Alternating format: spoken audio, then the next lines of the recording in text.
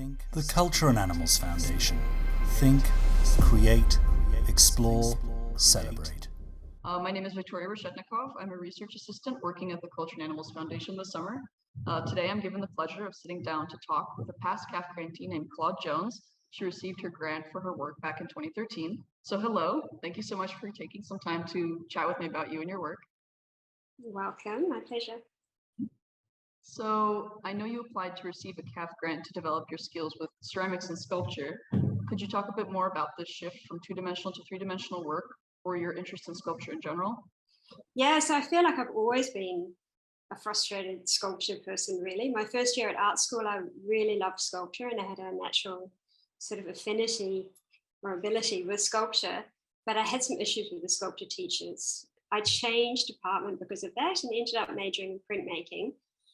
And then did printmaking for years, but made objects and photographed them and then would make those into prints. So I was still making sculpture, but I wasn't particularly skilled in using really durable sculpture mediums. I'd never learned how to work properly with ceramic, for example, or metal casting.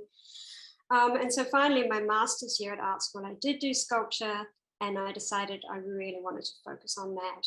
And so the CAF grant at the time, I'd applied for a residency at EKBC, which is a really well-known and amazing ceramic artist facility in the Netherlands, and they do 3-month artist residencies there. And I'd been accepted, and that was my chance to go and learn ceramics. So yeah, it was amazing. And since then, I have worked consistently with ceramics. In fact, last year I got my own kiln. And now I teach printmaking. I've been teaching printmaking for years and years, even though my focus is ceramics and mixed media sculpture. So you've talked before about how you've used the children's storybook as a medium to communicate your ideas in your work. So it particularly strikes me that a majority of the animals you portray retain their non-anthropomorphic faces through the use of collage, unlike the usually anthropomorphized versions of them found in stories and fables. Along with this, you often portray symbols of trophy hunting in your work.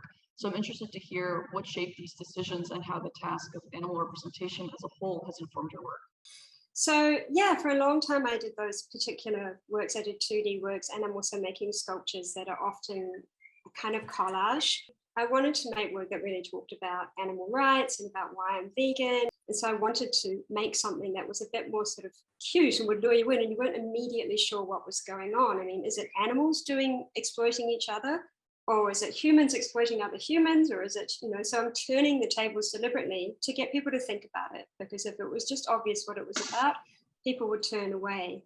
That's my definite feeling, because I know from being vegan for so long, and you probably know this too, that when you talk to people about, if people ask you why you're vegan and you talk to them about it, they often take it as a personal attack, because they feel that what they're doing is then being judged if they're eating meat. So it was a bit like, that was my decision to work in that way. And I'm continuing to work in that way, also because I just love collage. I love to make a part of a body and then play around with how putting a different head on it or putting different arms on it can really change the interpretation of the work. And I'm still making ceramic guns. In fact, I'm making a series of very small ones at the moment. They're based on children's toy guns, and I've made them even smaller because I'm casting them in porcelain, which makes them very small.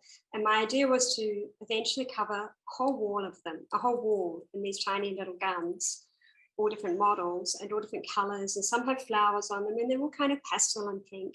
And for me, that's really a comment about what's happening in America. So that's a bit different to my normal vegan stuff. It's sort of an ironic comment about the craziness of the gun laws in America and the shootings that are a daily occurrence, and all of the children that often die as a result of it. Yeah, so I've always been a bit interested in guns, coming from countries where, actually I come originally from New Zealand, and up until that shooting in New Zealand in the mosque a couple of years ago, I had no idea, as did many New Zealanders, that we had such relaxed gun laws in New Zealand, because we're not a country of shooting. Like we don't have mass shootings there. So that came as a real shock. So for me, guns are really a scary phenomenon. So you talked a bit about how your veganism has really informed your work, but could you elaborate a little more on how your art has served your system of ethics and morals?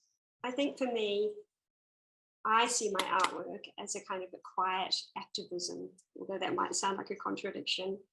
Because I do find it really difficult to talk about being vegan without coming across, even after being vegan for 12 years, without coming across as somehow threatening people or judging people. I find it really difficult. But I can talk about it through my art. And when I make my art and exhibit my art, people will often ask me about it. And in that gallery context, it's a safe space for me to then talk about the work and to talk about my ideas. Now my work is looking more at the kind of cognitive dissonance, as I mentioned before. So now it's looking more at people and at us and how it is that we can't change, even now, even with so much information out there about how it's good for the animals, good for the environment, it's good for world hunger, if we simply change our diet, or if we even greatly reduce our diet. Even though all that information is out there, we still meet people that say, what? Why are you vegan? Why would you even be vegetarian? So for me, it's just, I can't quite get my head around how people can still be so ignorant. And so my work has started to reflect on that. So I'm making a lot more sort of human figurative sculptures, and the heads are these kind of crazy exploding plant things, or the heads are in a cage as if their mind is trapped. Yeah, so more sort of symbolism to do with the problems with the way that we're thinking. How would you say your art as a whole has transformed since your grant with CAF? Yeah, I think, to be honest, my work is transforming more to do with, as I said, the human consciousness in relationship to change and inability to change, and narrow-minded, tracked ways of thinking about things. It's always important for me that there is a political message in the work, but obviously the more people I can reach, the better. So my work is becoming more subtle, I guess, in its message, and more open to different kinds of interpretations. Perhaps it's less violent and more playful. There are fewer, well, there is that series of guns that I'm making, but aside from that, the figures themselves don't have guns, and I'm not making so many of those very large narrative pieces I made, which are often images of animal exploitation. Because even that, when I would exhibit those images, people would say, this is too violent. And I would think, this is an artwork. There's no blood on this artwork. It's like an illustrative children's illustration book style, but there happen to be guns, and the narrative might be a little bit reflective of the way we exploit animals, and yet people would find it too confronting. And so in confronting people, you do limit your audience. And so I think I want to broaden my audience and make my message more broader and more subtle. Well, thank you so much. I really appreciate you taking the time today. It was really great to hear about your work, really illuminating. Thanks very much, Victoria.